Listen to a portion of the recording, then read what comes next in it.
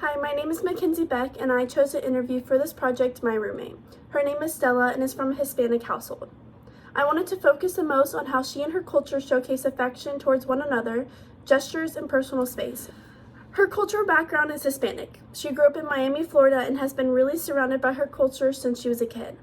Her general communication styles included a lot of hand gestures, and in her words, we are loud and explosive, while mine is very calm and straight to the point. The first communication behavior I'm going to talk about is expressions of affection. In her family, she said her way of expression of affection is spending time with her family. She said a norm in her culture is that their grandparents live with them and that it's a very tight-knit community. She also mentions how affection through her parents were almost in a tough way, not a mean way, but they wanted their child to be the best, and for them to be the best, they sometimes had to press harder on the child. But it was out of love, and she said it was for her to understand her culture as well as a learning experience.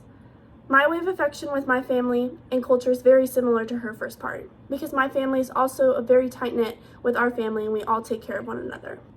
The second communication behavior I'm going to talk about is personal space. In her own words, Latinos like myself do not know what personal space is. She expressed how her mom is adamant of how her room is also her mom's room.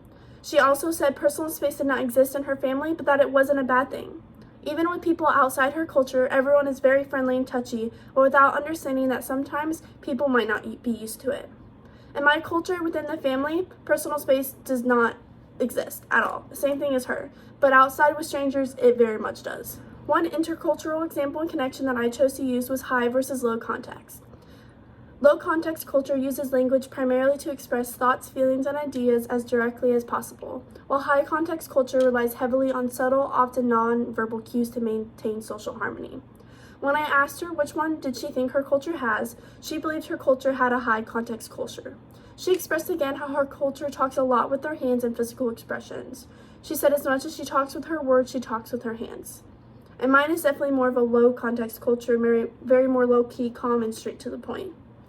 Now we're going to jump into the 4 questions that I asked her with her, and I'll be right back. Why do you think the usage of gestures are so prominent within your culture? I think it has to do with the fact that we're very loud and expressive people. Also a lot of Latinos are straightforward with the point of they're very proud of our culture. We're really proud to be where we're from. So I feel like the gestures also just comes into hand with the fact that we're so expressive about everything, about our feelings and things like that. So my second question is, do you think paralanguage is considered normal in your culture? 100%. My entire family is actually really, really loud, and all my friends that aren't Hispanic, when they meet my family, they're like, "Oh my God, now I know why you're so loud. Your family's exactly the same." And yeah, I feel like it also has to do what countries you're from. But I'm from the Caribbean. I'm Cuban and Dominican, so those 2 countries in specific tend to be very, very loud. So yeah.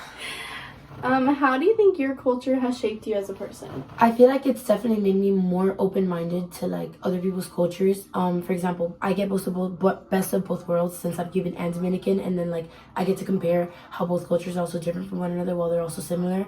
So it's made me appreciate how I'm different from everybody else, and at the same time, when I meet people from different cultures, different countries, I'm always oh my God, how do you guys say this? How do you guys do this? And then compare with one another, and it's interesting. And then my last question is, and after seeing different cultures that you grew up seeing around you, have you ever wanted to experience or wish you grew up in a different culture? No. I love, like I said, us Latinos, we're really, really proud about our countries and where we're from, our foods, all of that. So I feel like I'm also just a person who's very, very appreciative of, my countries, and doesn't matter where I'm going, even if I'm far away from home, I always bring that with me. I have my flags up in my room, and I would never trade my culture for a different one. All right, thank you for letting me interview you. You're welcome. All right, so this project was so much fun. I had so much fun diving in deeper with my roommate. All 3 of my roommates are Hispanic, and it was really hard choosing just one. They all wanted to participate. But it was just a really fun experience to get to know someone more on a cultural level than just a personal level, and it's really cool to see how different cultures interact within our world today.